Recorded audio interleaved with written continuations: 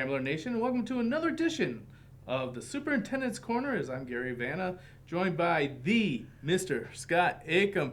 Scott, how are you doing today? Doing well. How are you? We're doing very well indeed. You know, we're kind of getting a change of the season. It's a really interesting time as we are starting to see the end of the road, and we're going downhill, and we're going downhill quickly on this school year. After spring break, the end of the year, April and May. It's a sprint.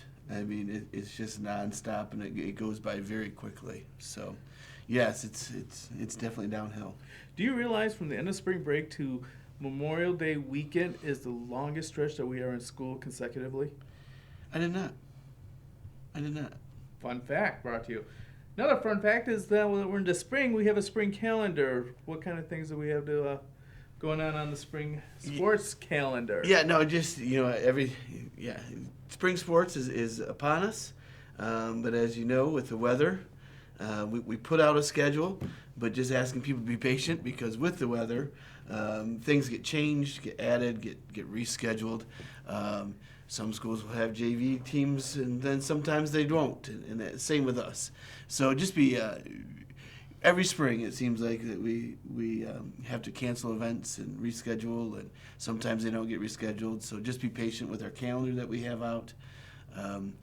Spring sports is the hardest, I think, to schedule and to plan on the weather. So.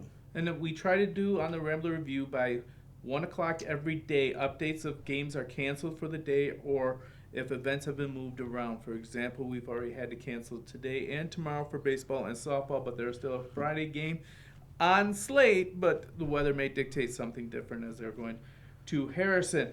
Now, looking at the spring calendar, and little note for anybody here, neither Northern Michigan Christian or McBain will have any home track meets. Why is that, Mr. Acom?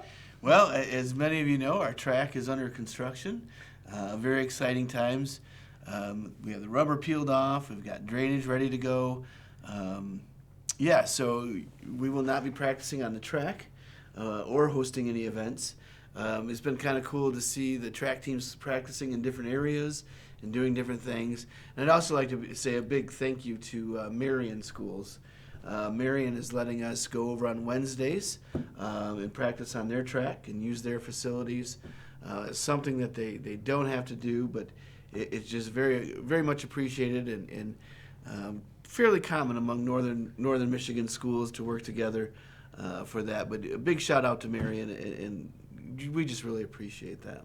Well, thank you to Marion. So that's the update on the track project, but there's other things going on amongst the building, and can you tell us an update on all the building projects? Yeah, absolutely. So our high school office, as you know, you've been relocated, and we hope next month the Superintendent's Corner will be in the new studio. That is the hope. Area, and they've started on our high school office entrance. We've had a little bit of a delay, but that's to be expected. I'd rather have it be delayed in March and the beginning of April rather than end of July when we're starting school. So there has been some delay, but we're making some progress. And then, gym floor, that'll get started here coming up quickly. I believe they're planning on starting June 4th, which is right after we are released from school, with the last day of school still being May 29th. So a lot of projects that it's going to be a busy summer. We're excited about it, excited for the kids in the community. We've also purchased a new scoreboard for the track. I don't know if you've seen the steel. They came and set the steel for the scoreboard. I have not been up there. Over spring break. It's very impressive. And a big thank you to the community as this was being able to be paid for through donations, through advertising and just gift offerings to put up a new scoreboard. This is not something that is going with the bond monies. This is just a community-sponsored thing. Already heard football players and other kids excited about the new scoreboard when they saw the beams and how big they are, and we're excited about it. Well, that's awesome to do that. And just to circle back about the new high school office, one of the things, since you were able to move the teacher out and then you were able to be kind of on one end, you did get an early start on that. So actually, you're not really delayed if you look at the big picture because you got an early start and then. Okay, very good. You're a great PR person. There you go. All right, now next week's a huge week here in McBain, and it affects all levels of education, if I understand correctly, and that is Statewide testing. statewide testing. Can you give us a little summary, or actually, statewide testing? What I'm going to ask you to do is, as parents, how do we get our kids best ready to perform their best on those days? Good night's rest and a healthy breakfast to start the day. Does the school provide a healthy breakfast? We do for them? provide a healthy breakfast for our students that they can pick up here. I know middle school and high school, they have grab-and-go carts that they can come in and grab their breakfast and go.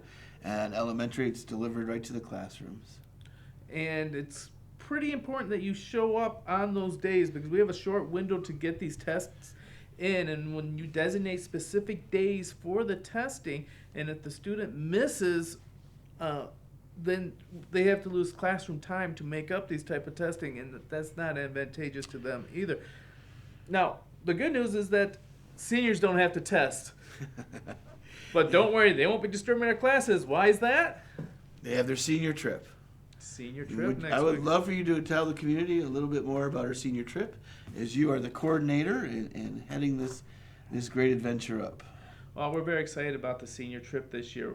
Always the goal of the senior trip is to mix some fun with education, and sometimes we try to trick the seniors into learning something without them even realizing it. So we have a great slate of things planned. We are going to be going through Philadelphia, and we'll be seeing the Tomb of the Unknown Soldier, the Liberty Bell. Now some people say, the Tomb of the Unknown Soldier, I thought that was at Arlington National Cemetery. There's actually a special tomb in Philadelphia from the Revolutionary War that we will actually get a chance to see. We're going to try and go to Elfman's Alley and see what it looked like during colonial times, as well as going to Christ's Church. And then we will be going to Baltimore to one of the best aquariums I've ever been to. And then we will end up down in D.C., where we'll be able to see all the historical monuments. You're going to see emotions, and they're just going to be in reverence of certain types of monuments. We'll give them a detailed thing like that. For example, the World War II monument has a fountain in the middle of the World War II monument. Have you ever seen this? I have. Did you know that you are supposed to take your shoes and socks off and walk barefoot into that fountain due to the fact that it's supposed to recreate the feeling that our soldiers had when they landed on Normandy Beach? No, I did not know that. Actually, when we were there, I didn't even see anyone do that. Well, That's pretty the seniors interesting. will have an opportunity to do that, and they'll be explained to why they Yeah. will do that. Yeah. So Let's double check that's what we're No. supposed to do. No, that is cool. Is that your favorite monument, a memorial, or? it is not my favorite monument. Which one is your favorite? My favorite monument actually is the Korean Memorial. And the coolest thing about the Korean Memorial for me is you can go see it at day, and you get all the symbolism at the daytime. But you come back and you watch it at night, and it's almost like a completely different monument the way it's lit up. And there's a black slate wall on one side, and the way they light it and the carvings in it, it looks like the ghosts of the soldiers past revisiting you as you walk through this somber place. So that has always been my favorite. Yeah, nice. That's one of my favorites too. And one of the things I remembered from the tour that we took, and they explained that when you walk around, there is always someone in that platoon, if you Yep. will, that always watching you. Yes. The way they have it set up, it is pretty moving. Very, very, very well done. So, yes, we're excited about that. And then, so that's the senior trip. They will be leaving on this Sunday. Wheels roll at 11 a.m. And then they'll be coming back real early Friday morning, somewhere around 2, 3 in the morning. Once again, a warning to everybody, if you have seniors coming back, don't wake them up at 7 or 8 and ask them how the trip is. Let them sleep and talk to them in the evening.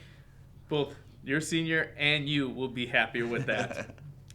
All right, so without any further ado, then we have another big event. A week later, Yes, our foundation auction. As you guys know, the McBain Foundation sponsors, or I shouldn't say sponsors, provides scholarships for our students every year. This year, they're planning on giving over $100,000 in scholarships to our graduating seniors. They have their auction, their annual auction, coming up on April 20th. in I believe it's going to be in the auditorium this year. Yes, it is. And we're going to have some different things. The band is going to play. The choir is going to have a little performance during intermission, getting some of our students involved. So we're excited about that. April 20th, doors open at 5. Auction begins at 6 o'clock. Great time, great items to bid and to purchase. And the auction helps sponsor our scholarships, provide scholarships for our students. So we'd love to see you in attendance. And my understanding is silent auction items as well as live auction items. Yes, correct. Yeah.